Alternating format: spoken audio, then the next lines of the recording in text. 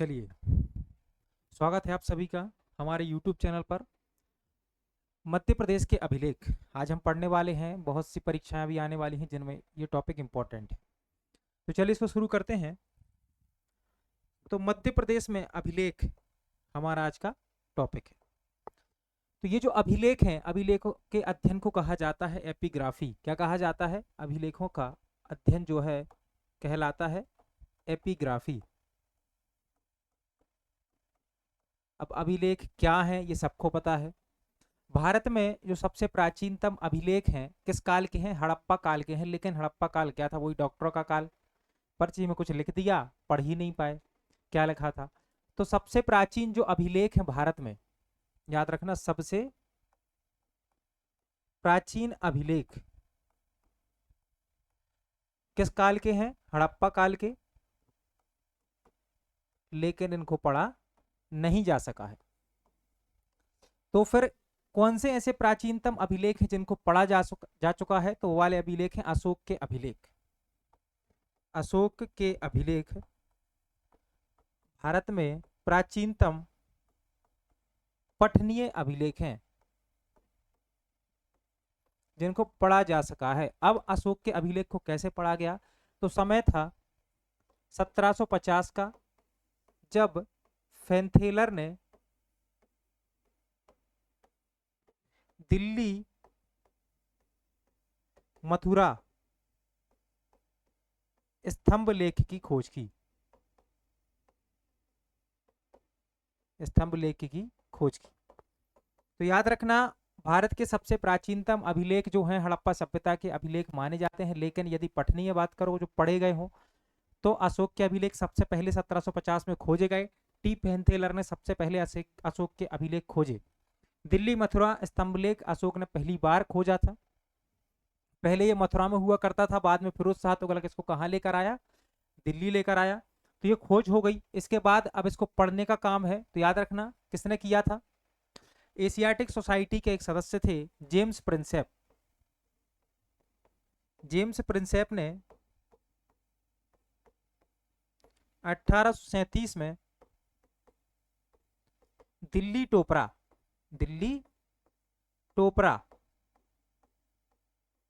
स्तंभ लेख से ब्राह्मी लिपि को पढ़ा। ब्राह्मी लिपि को पढ़ा। ये चीज क्लियर है? तो अशोक के अभिलेखों को सबसे पहले किसने पढ़ा? जेम्स प्रिंसेप ने। और ये भारत में पहली बार हुआ था कि किसी अभिलेख को पढ़ा गया था। याद रखना, दिल्ली टोपरा स्तंभ लेख को इन्होंने पढ़ा था। तो दिल्ली मेरठ से, दिल्ली मथुरा से क्या होती है? दिल्ली मेरठ यहां पर कर लेना, मथुरा लिखा गया है, मेरठ कर लेना उसको, ठीक। तो दिल्ली मथुरा लिखा है जहां पर, यहां पर कर लेना मेरठ, और यहां पर दिल्ली टोपरा है। ये चीज क्लियर होगी आप लोगों को? याद रखना, दिल्ली मथुरा वहां पर लिखा गया था, उसको मेरठ कर लेना, ठीक। बाय चांस निकल गया हुआ। तो ये चीज क्लियर हो गई आपको। अब अशोक के अभिलेख हैं, बहुत स्थानों पर मिले। कहा जाता है कि अशोक ने 84,000 स्तूपों की भी स्थापना कराई थी। इसने बहुत सारे अभिलेख भी स्थापित कराए थे। तो मध्य प्रदेश में भी कुछ इंपॉर्टेंट अभिलेख हैं जो अशोक के भी हैं, अशोक के अलावा भी बहुत से लोगों के हैं, तो उनको हमें पढ़ना है। तो चलिए हम शुरू करते हैं। तो सबसे पहले हम बात करेंगे अशोक का रूपनाथ शिलालेख। अशोक का रूपनाथ शिलालेख है कहाँ? याद रखना, कटनी में स्थित है। पहले जबलपुर में था लेकिन अब कटनी में है। रूपनाथ शिलालेख कहाँ पर है? कटनी में है, याद रखना। भाषा इसकी प्राकृत, लिपि है इसकी ब्राह्मी। तो पीबी कैटेगरी का है ये, ठीक। प्राकृत भाषा है, लिपि ब्राह्मी है, मौर्यकाल का है। अशोक मौर्यकालीन सम्राट था, इसको देवनाम प्रिय कहा जाता था। विषय क्या है? सम्राट अशोक का बौद्ध अनुयायी होना। तो जो रूपनाथ अभिलेख है कहाँ पर है? कटनी में है, प्राकृत भाषा में है, ब्राह्मी लिपि है। विषय क्या है? अशोक बौद्ध धर्म का अनुयायी है, इसमें बताया गया है। सम्राट अशोक का बौद्ध अनुयायी होना बताया गया है। साथ में इसमें कुल 6 पंक्तियां हैं। कितनी है इसमें? 6 पंक्तियां हैं। 6 पंक्तियों में यह प्राकृत भाषा में और ब्राह्मी लिपि में ऐसा लिखा हुआ है। कुल मिलाकर 6 पंक्तियां हैं। पुरातत्व विभाग के अनुसार रूपनाथ धाम के अवशेष और शिलालेख 232 ईसा पूर्व के हैं। तो इसकी तो एक डेट डिसाइड है, 232 ईसा पूर्व। किसकी है ये? याद रखना, अशोक के रूपनाथ शिलालेख की ये डेट है। यहाँ तक कोई प्रॉब्लम नहीं है ना यहाँ पर आपको? ठीक है, चलिए हम इस सेशन में पूरी डिटेल में पढ़ने वाले हैं ये वाले अभिलेख, क्योंकि ये वाले अभिलेख असिस्टेंट प्रोफेसर की भर्ती परीक्षा के लिए बहुत इंपॉर्टेंट है। उसमें जो मध्य प्रदेश के हिस्ट्री की यूनिट है वहां पर ये दिए गए हैं। तो अब देखो, इस अभिलेख में अशोक ने कहा है कि धर्म का प्रचार केवल उच्च वर्ग द्वारा नहीं बल्कि सामान्य व्यक्ति भी कर सकता है। मतलब अशोक ने समानता के अधिकार को यहाँ पर प्रतिपादित किया और उसने कहा कि जो धर्म का प्रचार है केवल उच्च वर्ग वाले नहीं करेंगे, सामान्य व्यक्ति भी कर सकते हैं। तो सर्व धर्म संभाव की बात करता है ये किसमें? धर्म के प्रचार में। ये कहता है पराक्रम, पराक्रम माने तो नैतिक साहस और कर्तव्य निष्ठा के माध्यम से कोई भी व्यक्ति स्वर्ग की प्राप्ति कर सकता है। यदि आपको स्वर्ग की प्राप्ति करनी है तो क्या करना पड़ेगा? पराक्रम दिखाना पड़ेगा। और पराक्रम में आपको नैतिक मार्ग पर चलना पड़ेगा, सत्यनिष्ठा का पालन करना पड़ेगा। कुल मिलाकर अशोक के धम्म के जो सिद्धांत हैं उनसे इनको मिलाया जाता है। अशोक ने इसमें यह उद्घोषणा की, पूरे साम्राज्य में प्रसारित करने का आदेश दिया ताकि सीमावर्ती क्षेत्रों के लोग भी इसे जान सकें। तो ये उद्घोषणा जो है इस चीज की अशोक ने की थी ताकि सब लोगों तक यह आदेश पहुंच जाए।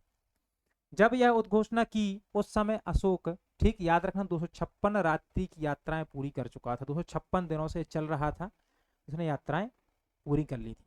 अशोक याद रखना 10वें वर्ष अपने राज्याभिषेक के 10वें वर्ष कहाँ गया था? बोध गया गया था। 20वें वर्ष कहाँ गया था?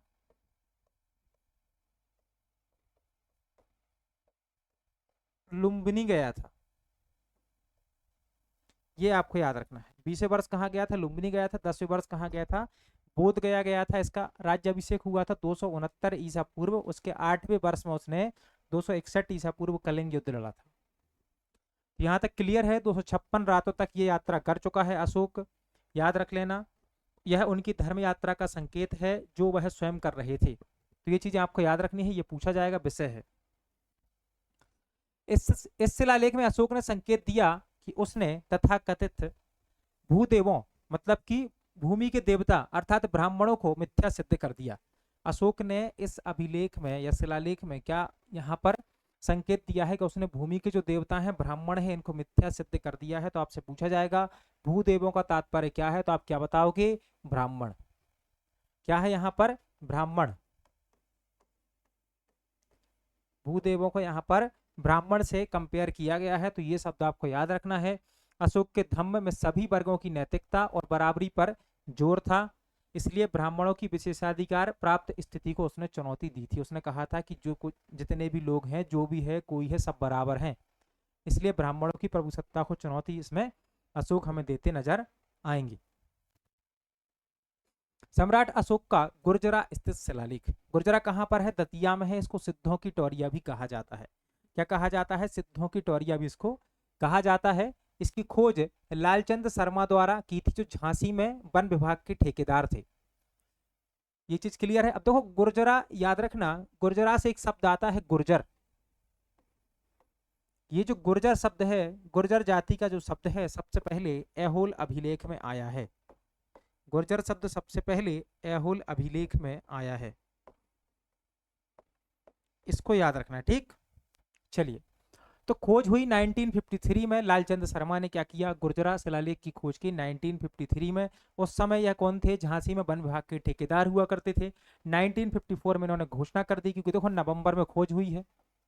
अब नवंबर की डेट मेंशन नहीं है, किस डेट को हुई, क्या पता चला कि नवंबर महीने के लास्ट में हुई हो, इसलिए 1954 में इन्होंने क्या किया? घोषणा कर दी।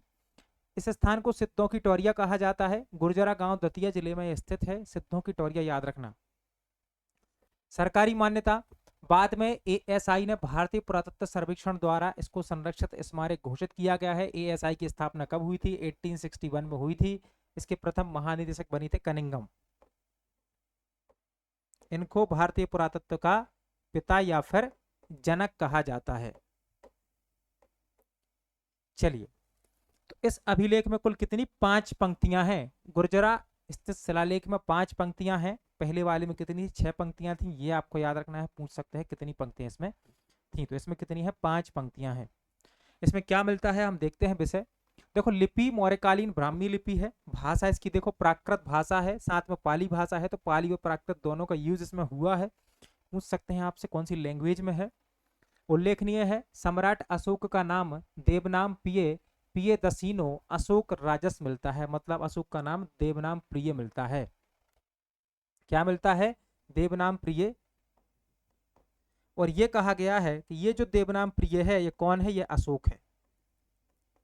तो अशोक का सीधा नाम इसमें मिलता है, तो ये ऐसा दूसरा अभिलेख है, शिलालेख है जिसमें अशोक का नाम मिलता है। इसके पहले सबसे पहले अशोक नाम मस्की शिलालेख में मिला है। मस्की कहाँ पर है? कर्नाटक में। इसमें सबसे पहले अशोक नाम मिला है। और दूसरा ऐसा शिलालेख जहां पर अशोक का नाम मिला है कौन सा है? गुर्जरा दतिया है।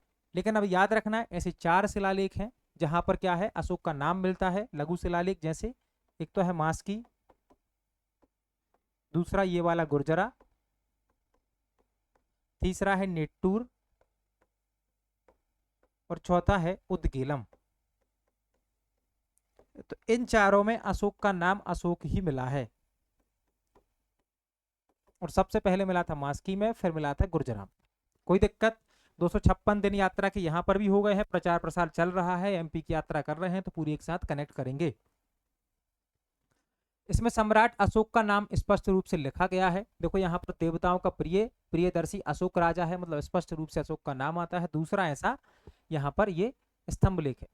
यह मास्की कर्नाटक के बाद दूसरा ऐसा शिलालेख है जहां अशोक का व्यक्तिगत नाम दिया गया है। ये आपको याद रखना है, इसको भूलना नहीं है। अशोक का पानगुराड़िया शिलालेख कहां पर है? सीहोर में है, बुधनी में है, याद रखना। तो ये बुधनी आपको याद रखना है, जिला आपको सीहोर याद रखना है, भाषा वही प्राकृत, लिपि वही ब्राह्मी, और पत्थर की गुफा में खुदा हुआ है। पत्थर की गुफा में खुदा हुआ है, ये आपको याद रखना है। कुमार सब मणिम प्रदेश का उल्लेख है जो वर्तमान मध्य प्रदेश का हिस्सा माना जाता है। कुल मिलाकर यहाँ पर देखो बात ऐसी है कि अशोक ने अपनी यात्रा के दौरान कुमार सांब या कुमार संबस को एक संदेश भेजा जो संभवतः किसी प्रशासनिक या धार्मिक कार्य से संबंधित था। मतलब अशोक जब यहाँ पर यात्रा करने आते हैं तो कुमार संब को एक संदेश भेजते हैं जो किसी प्रशासनिक या धार्मिक कार्य से रिलेटेड होगा। तो उसका वर्णन यहाँ किया गया है कि अशोक ने एक संदेश किसको भेजा? कुमार सांब या कुमार संबस को भेजा। लेख में सम्राट अशोक की एक धर्म यात्रा का उल्लेख है और कहा गया है वह मनेम देश के उपनित बिहार की ओर जा रहे हैं। और वह धर्म यात्रा कौन सी है? मनेम देश की उपनित बिहार की यात्रा है। और ये जो उपनित बिहार है यह सीहोर में स्थित था। ठीक, तो इसका वर्णन है। तो कुल मिलाकर आपसे पूछा जाएगा मनेम देश के उपनित बिहार को कहाँ का समीकरण लिया जाता है, तो आप सीहोर बताओगे। अशोक ने यात्रा की थी, किस अभिलेख में उल्लेख मिलता है? तो आप ये बताओगे इस वाले अभिलेख में पानगुराड़िया में यह उल्लेख मिलता है। कुमार सांब या संबस का उल्लेख किस ठीक उसमें मिलता है? तो ये भी पूछा जा सकता है। वशिष्ठ का सांची अभिलेख, वशिष्ठ कौन था? कुषाण वंश का शासक था, तो ये आपको याद रखना है। अब वशिष्ठ का जो सांची अभिलेख है सांची में स्थित है, भाषा वही प्राकृत है, लिपि ब्राह्मी है। अब वशिष्ठ के शासनकाल का कनिष्क संवत 28 से 106 ईस्वी का बताया जाता है। कहा जाता है वशिष्ठ का जो शासनकाल था 106 ईस्वी था, कनिष्क संवत से 28 मानो क्योंकि 78 ईस्वी में कनिष्क संवत शुरू हुआ था। सांची अभिलेख में यह भी उल्लेख मिलता है कि यह मूर्ति धर्मदेव नामक बिहार में स्थापित की गई थी। तो यहाँ पर देखो सांची में पता चलता है कि यहाँ पर एक बौद्ध मूर्ति है जो धर्मदेव नाम के बिहार में है, और उस मूर्ति की स्थापना खर की एक दुहिता मधुरिका ने कराई थी। तो खर की दुहिता मधुरिका ने इसकी स्थापना की थी। तो ये आपसे पूछा जाएगा ये अभिलेख जिस ठीक मूर्ति पर खुदा हुआ है उसकी यहाँ पर बात चल रही थी, ये बात आपको याद रखना है। इसके बारे में बस इतना ही याद रखेंगे। कुमारगुप्त के गुप्ता बंधु वर्मा का दसपुर अभिलेख, दसपुर अभिलेख मतलब कि मंदसौर का अभिलेख जिसकी हम बात कर रहे हैं। तो यहाँ पर बहुत सारे अभिलेख मिले हैं, बासुल का मिला है, रबिल का मिला हुआ है, ठीक, ये वत्स भट्टिद वाला है। तो बहुत सारे यहाँ पर अभिलेख मिले हुए हैं। तो यदि हम इसकी बात करें तो कुमारगुप्त का गुप्ता था बंधु वर्मा। ठीक, देखो प्राचीन नाम दसपुर बराबर आधुनिक नाम मंदसौर, मंदसौर को ही दसपुर कहा जाता था। सम्राट इस समय कुमारगुप्त प्रथम था जो गुप्त वंश का था। सामंत इसका कौन था? बंधु वर्मा जो विश्व वर्मा का पुत्र था। अब देखो विश्व वर्मा जो है पहले गुप्तों का सामंत हुआ करता था। विश्ववर्मा के बाद उसका पुत्र बंधुवर्मा सामंत बन जाता है। तो ये किसका सामंत माना जाता है? कुमार गुप्त का सामंत माना जाता है बंधुवर्मा, जो किसका? विश्ववर्मा का पुत्र था, याद रखना। नगरों का उल्लेख, अभिलेख में दसपुर को पश्चिमपुरम कहा गया है, पश्चिमपुरम या फिर पश्चिमपुर कहा गया है। तो आपसे पूछा जाएगा कि किस अभिलेख में दसपुर को पश्चिमपुर कहा गया है, तो ये आपको याद रखना है। ठीक। कवि इसके कौन है, रचनाकार कौन है? वत्स भट्टी इसके रचनाकार हैं, अभिलेख का रचयिता माना जाता है। दसपुर को मालवा का शिरोभूषण और पृथ्वी का तिलक कहा गया है। दसपुर को मालवा का शिरोभूषण और पृथ्वी का तिलक कहा गया है, ये आपको याद रखना है, ये बहुत इंपॉर्टेंट है। देखो यहाँ से इसको इतना डिटेल में पढ़ने का कारण ये है कि यहाँ से प्रश्न बनने हैं, आज नहीं तो कल बनने हैं, इसलिए जो कुछ है आज ही पढ़ लो, इसके नोट्स बना लो प्रॉपर, क्योंकि ये एग्जाम में यहाँ से प्रश्न बनेंगे। भाषा इसकी संस्कृत एवं पद्य में रचित है, इसमें 44 श्लोक हैं। कितने हैं? 44 इसमें श्लोक माने गए हैं, तो ये आपको याद रखना है। लिपि कौन सी है? गुप्त ब्राह्मी लिपि इसकी लिपि है। देखो गुप्तों के काल में भी ब्राह्मी लिपि चलती थी, अब गुप्त के नाम से हो जाती है तो गुप्त ब्राह्मी हो जाएगी। खोज 1884 में की गई थी, सबसे पहले इसको फ्लीट ने प्रकाशित कराया था। अब खोजकर्ता का नहीं पता, लेकिन प्रकाशन फ्लीट ने कराया था। किसने कराया था? याद रखना, प्रकाशन इसका फ्लीट ने इसका प्रकाशन कराया था। फ्लीट कौन सा इंसान है? वह इंसान है जो अशोक के धम्म को राजधर्म कहता है। अशोक के धर्म को धम्म को राजधर्म कहा है फ्लीट ने।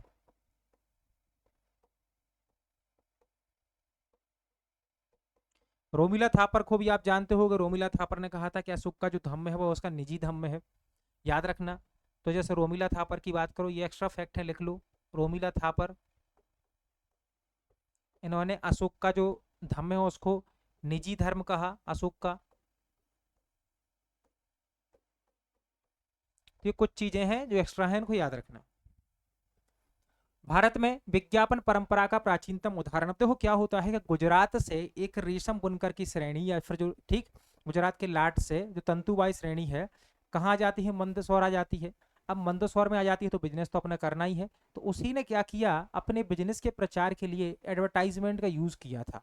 तो प्रथम जो एडवर्टाइजमेंट या फिर विज्ञापन वाला जो इंस्क्रिप्शन हमें मिलता है वो ये वाला है। वैदर्भी शैली में इसको रचा गया है। पट्टवाय श्रेणी का उल्लेख मिलता है पंक्ति 16 में। अब इसमें जितनी भी पंक्तियां हो, पंक्ति नंबर 16 में इसमें रेशम बुनकर श्रेणी की जानकारी मिलती है। रेशम बुनकर, ये रेशम बुनकर आए कहां से थे? रेशम बुनकर आए कहां से थे? गुजरात के लाट से आए थे। इसी लाट के आधार पर लटानुप्रास बना था। मंदसौर सिबना और समूली नदी से घिरा हुआ है, इसी अभिलेख में कहा गया है। मंदसौर 2 नदियों से घिरा हुआ है, जिसमें सिबना और समूली शामिल हैं, ये आपको याद रखना है। कुमारगुप्त और बंधुवर्मा के अभिलेख में दसपुर को पश्चिमपुरम कहा गया है। कुमारगुप्त और बंधुवर्मा के अभिलेख में दसपुर को पश्चिमपुरम कहा गया है। अभिलेख में गुप्त सम्राट कुमारगुप्त के प्रथम जो गुप्ता थे विश्वकर्मा, उनका पुत्र था बंधुवर्मा। कहा जाता है कि इसके समय लाट प्रदेश गुजरात की पट्टवाई या फिर रेशम बुनकर की श्रेणी दसपुर में सूर्य मंदिर का निर्माण करती है और उसके जीर्णोद्धार की जानकारी दी गई है। किसने निर्माण कराया है? रेशम बुनकर श्रेणी ने यहाँ पर एक सूर्य मंदिर का निर्माण कराया था, इसको भूलना नहीं है। इस अभिलेख में वर्णित काव्य रचना को पूर्वा कहा गया है। पूर्वा मतलब होता है पहले कहा हुआ, कही गई बात, इतिहास का उल्लेख है। याद रखना, इस काव्य रचना में पूर्वा कहा गया है। कवि वत्स भट्टित ने इसमें चारों ओर समुद्र से घिरी भारत माता की स्तुति की है। इसमें कहा गया है वत्स भट्टित द्वारा कि भारत माता है चार ओर से समुद्र से घिरी हुई है, और उसकी स्तुति कौन करता है? वत्स भट्टित। भारत को एक पवित्र भूमि के रूप में महिमा मंडित करता है। इसमें सुमेरु पर्वत का उल्लेख है, साथ में कैलाश पर्वत का उल्लेख है, जो कि पौराणिक और धार्मिक दृष्टि से महत्वपूर्ण थे। तो 2 पर्वतों का, सुमेरु और कैलाश का उल्लेख है। विंध्याचल सतपुड़ा मत लगा देना, सुमेरु और कैलाश का इसमें उल्लेख है। कवि ने दसपुर वर्तमान मंदसौर स्थित राजमहल की तुलना कैलाश पर्वत से की थी, यानी उसे दिव्य और स्वर्गीय बताया है। तो यहाँ पर जो एक राजमहल हुआ करता था उसको किससे? कैलाश पर्वत के समान बताया था। याद रखना, सबसे प्राचीन काव्य का नमूना जूनागढ़ अभिलेख काव्य शैली का नमूना जूनागढ़ अभिलेख को माना जाता है। जूनागढ़ अभिलेख शक शासक रुद्रतामन का है, जिसमें 6 प्रकार के कर हैं। इसके अलावा बिष्टी है, बिना श्रम के बेगार, और अगला क्या है, स्वयंवर प्रथा।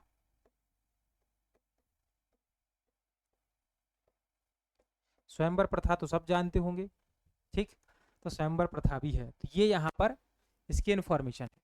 अब बात करते हैं बेसनगर के गरुड़ ध्वज अभिलेख की, मतलब कि खाम बाबा की हम बात कर रहे हैं, विदिशा में स्थित है, याद रखना।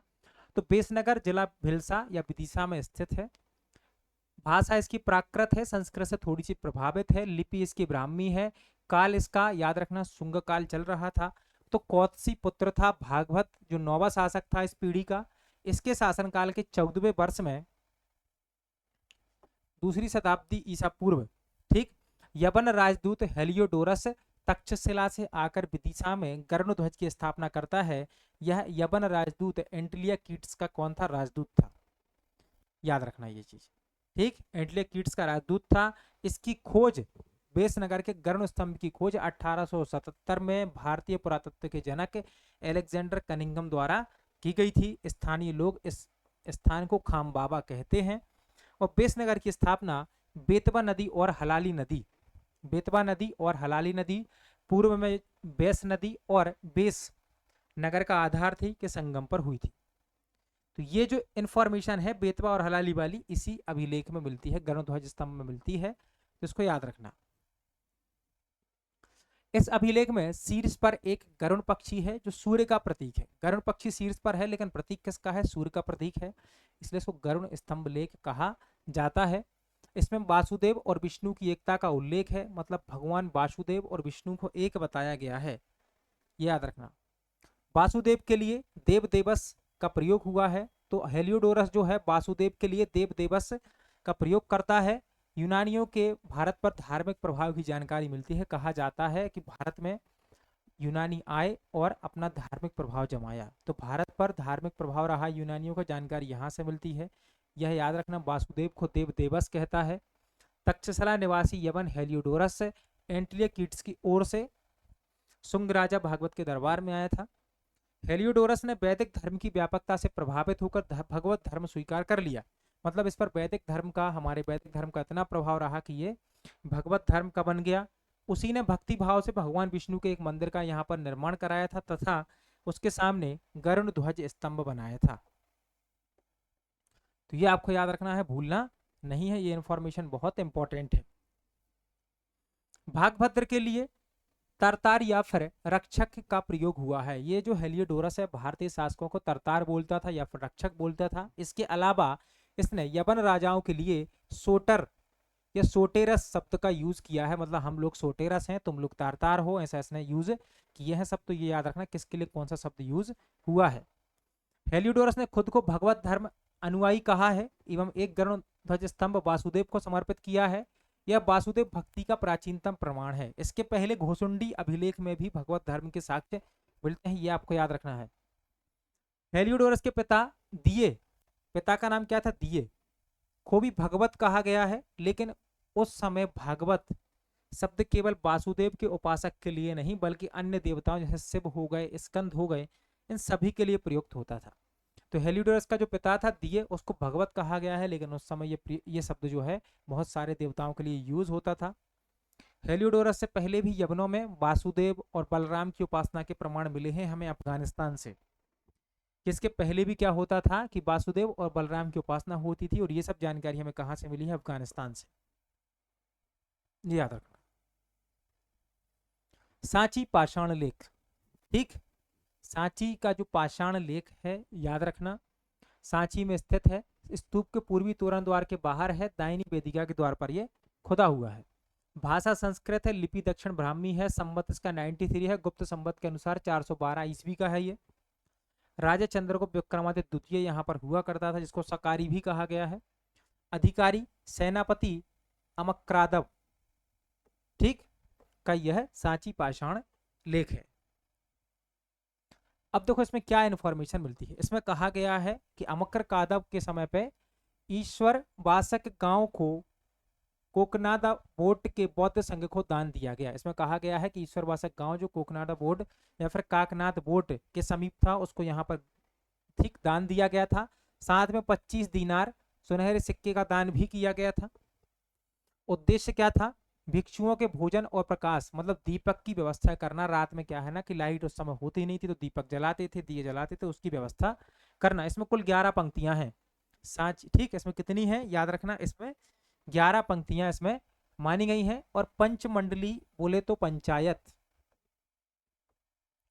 पंचायत का पहला उल्लेख इसी में मिलता है। यहाँ पर राजकुल सामान्य अर्थ में राज परिवार से संबंधित है। इसमें एक राजकुल शब्द भी मिलता है जो राज परिवार से संबंधित माना जाता है। पंचमंडली सबसे पहले सांची पाषाण लेख में राजकुल का उल्लेख भी इसी में मिलता है। इस अभिलेख से यह सूचना मिलती है कि चंद्रगुप्त द्वितीय का प्रिय नाम था देवराज। चंद्रगुप्त द्वितीय का प्रिय नाम सांची पाषाण लेख में क्या बताया गया है? देवराज। याद रखना।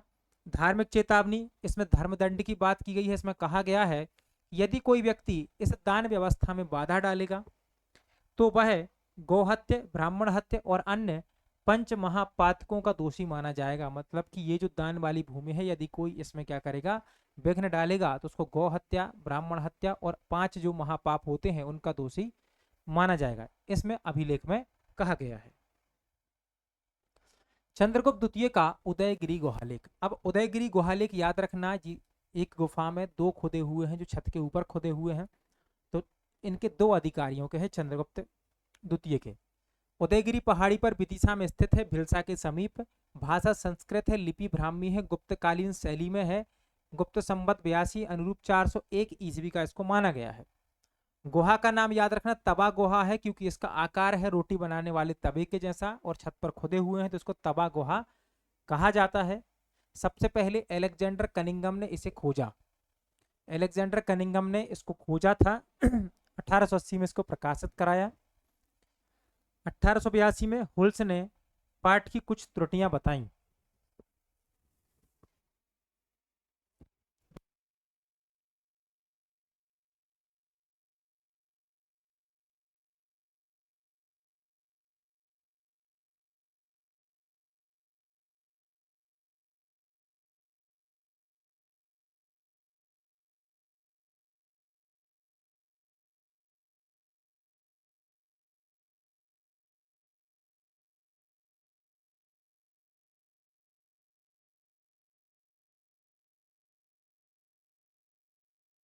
हेलो, क्लियर है यहाँ पर? तो याद रखना हुल्स ने पाठ की कुछ त्रुटियां बताई कि यहाँ पर कुछ इस पाठ में कुछ त्रुटियां हैं।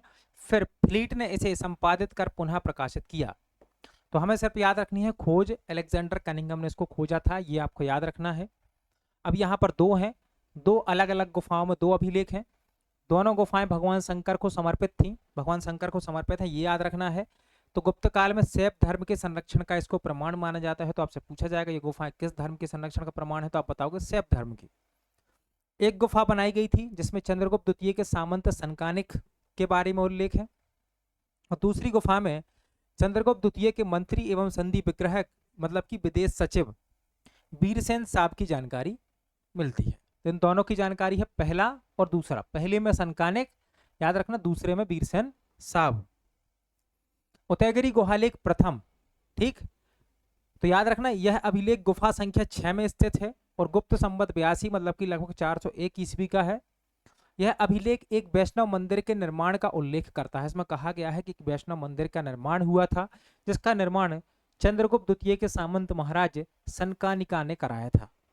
यहाँ पर याद रख लेना एक वैष्णव मंदिर सनकानिका ने यहाँ पर निर्मित कराया था। यह अभिलेख दर्शाता है कि चंद्रगुप्त द्वितीय अन्य धर्मों के प्रति भी सहिष्णु रहे थे।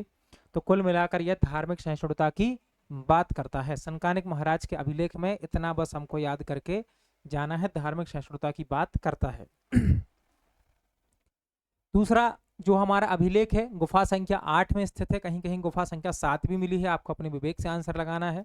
अगर आ जाता है यह तिथि विहीन अभिलेख है, तिथि इस पर नहीं लिखी गई है। यह अभिलेख गुप्त शासक चंद्रगुप्त द्वितीय के विदेश मंत्री वीरसेन साहब, विदेश मंत्री को इस समय संधि विग्रह बोला जाता था, ने एक शैव मंदिर के निर्माण का उल्लेख किया है। कौन सा मंदिर? शैव मंदिर के निर्माण का उल्लेख किया है। इस शैव धर्म को संरक्षित देती गुफाएं थी। सनकानिक के समय वैष्णव धर्म का ठीक मंदिर बना था, यहाँ पर शैव धर्म का मंदिर बन रहा है। यह अभिलेख दर्शाता है कि चंद्रगुप्त द्वितीय के दरबार में शैव मतावलंबी मंत्री भी हुआ करते थे, जो धार्मिक सहिष्णुता का प्रमाण है। मतलब कि ये जो वीरसेन साहब है शैव धर्म को मानता था, ये प्रश्न बन जाएगा। चंद्रगुप्त द्वितीय का, ठीक, विक्रमादित्य का इसमें क्या उल्लेख मिलता है? सेकंड वाले अभिलेख में याद रखना, उनकी आत्मज्योति सूर्य के समान उज्जवल कही गई है, मतलब उज्जवल कर्माण कहा गया है चंद्रगुप्त द्वितीय को। किस अभिलेख में उज्जवल कर्माण कहा गया है? उदयगिरी गुहालेख नंबर 2 में इसको उज्जवल कर्माण कहा गया है। उनकी यश कीर्ति रात दिन समस्त पृथ्वी पर व्याप्त थी, ये बताया गया है। उन्होंने अन्य सभी राजाओं को विक्रम को पराक्रम से, ठीक, खरीद लिया, जैसे पराजित कर अपनी अधीनता स्वीकार करवा ली, इसको कहा जाता है विक्रमांक वर क्रियता कृति। तो ये आपको याद रखना है, ये वाली उपाधि आपको इसी में मिलेगी। उनके शासन में धर्म से परिपूर्ण वसुंधरा पृथ्वी का वर्णन है, जो आदर्श राज्य का प्रतीक है। इसमें चंद्रगुप्त द्वितीय की उपाधि राजाधिराज है। उपाधि क्या है? राजाधिराज है। वहां पर प्रिय नाम की बात की गई है, जो देवराज था सांची पाषाण लेख में, और यहाँ पर राजाधिराज की बात की गई है, जो इनको उपाधि यहाँ पर प्रदान की गई है। वीरसेन साहब के बारे में देखो तो याद रखना, वीरसेन साहब कौत्स गोत्रीय ब्राह्मण थे। इनका कुल नाम था वीरसेन। वे पाटलिपुत्र के निवासी थे। तो कौत्स ब्राह्मण थे, वीरसेन इनका कुल नाम था, पाटलिपुत्र के निवासी थे। वे कवि और व्याकरण दर्शन में पारंगत थे, यानी एक विद्वान थे। उन्होंने सम्राट के साथ समस्त पृथ्वी को जीतने की कामना से यात्रा की थी। मतलब इन्होंने चंद्रगुप्त द्वितीय के साथ सारी यात्राएं की थी कि हम मिलकर क्या करेंगे, पृथ्वी को जीत लेंगे। उन्होंने भगवान शंकर शंभु की भक्ति से प्रेरित होकर इस गुहा का निर्माण कराया था, जिससे उनकी धार्मिक आस्था और स्थापत्य के प्रति योगदान स्पष्ट होता है। तो ये कौन से अभिलेख हैं जो आपके सिलेबस में स्पेशली मेंशन हैं? वो वाले यहाँ पर अभिलेख और स्तंभलेख हमने पढ़ लिए हैं। इनको अच्छे से पढ़ के जाना, 2 क्वेश्चन पक्का आने वाले हैं।